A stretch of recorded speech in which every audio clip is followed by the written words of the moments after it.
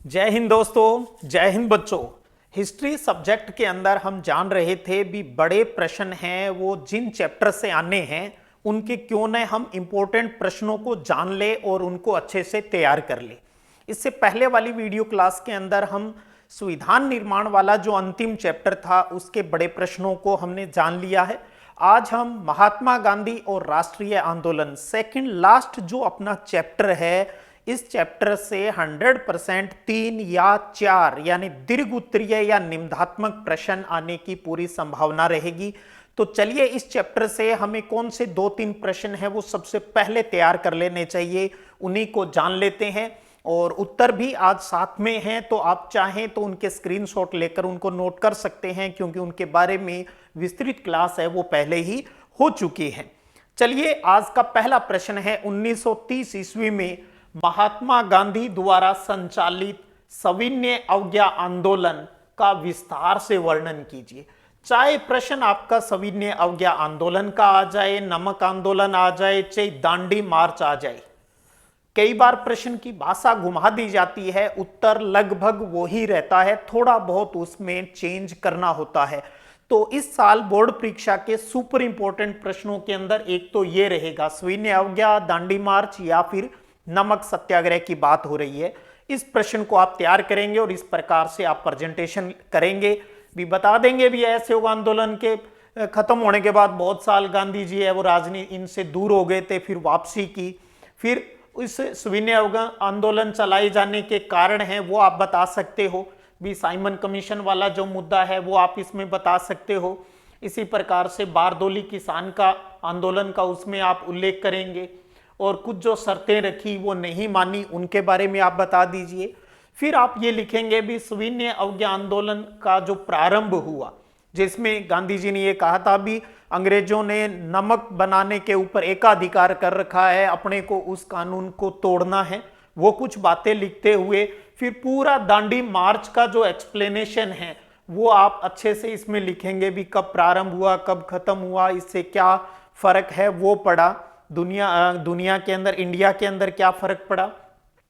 फिर आप ये देखेंगे भी एक बार उन्होंने सविनय आंदोलन है वो कुछ समय के लिए रोक दिया था, फिर द्वितीय गोलमेज सम्मेलन हुआ जो असफल रहा, और उसके बाद में इन्होंने दोबारा है वो प्रारंभ कर दिया। ये बातें आप इसके अंदर ऐड कर देंगे। इसी प्रकार से फिर आप बात को खत्म करके ये बताएंगे भी सविनय अवज्ञा आंदोलन का जो अंत हुआ वो किस प्रकार से हुआ, भी क्यों वापिस ले लिया, और साथ में ही आप ये बात भी उसमें जरूर ऐड करें, अगर प्रश्न में नहीं पूछा तब भी मेरी नजर में दांडी यात्रा है वो किन कारणों से उल्लेखनीय रही, भी आप क्या सोचते हो इसके बारे में, वो बातें भी आपको इसके अंदर ऐड है वो कर देनी चाहिए। तो इस प्रकार से चाहे 3 नंबर का बड़ा प्रश्न, चाहे 4 नंबर का, चाहे टिप्पणी का, अगर जैसे कई बार बड़े प्रश्न में 2 पॉइंट पूछ लिए जाते हैं, जैसे सविनय अवज्ञा आंदोलन भी पूछ लिया, भारत छोड़ो आंदोलन भी पूछ लिया 4 नंबर में, तो 2-2 नंबर का लिखना है। तब आपको क्या करना है, इसमें से कुछ चीजें आप कम कर दीजिएगा और मेन बातें हैं वो आप लिख दीजिएगा। इसी कड़ी में दूसरा प्रश्न बहुत सुपर डुपर इंपॉर्टेंट है इस साल बोर्ड परीक्षा के लिए, भारत छोड़ो आंदोलन, चाहे उसका विस्तार से वर्णन पूछ ले, मूल्यांकन पूछ ले, या इस आंदोलन की कोई एक लाइन देकर पूछ ले, किसी भी तरीके से भाषा में ज्यादा उलझना नहीं है, बिंदु के ऊपर फोकस करना है। तो सुपर डुपर इंपॉर्टेंट प्रश्न है ये।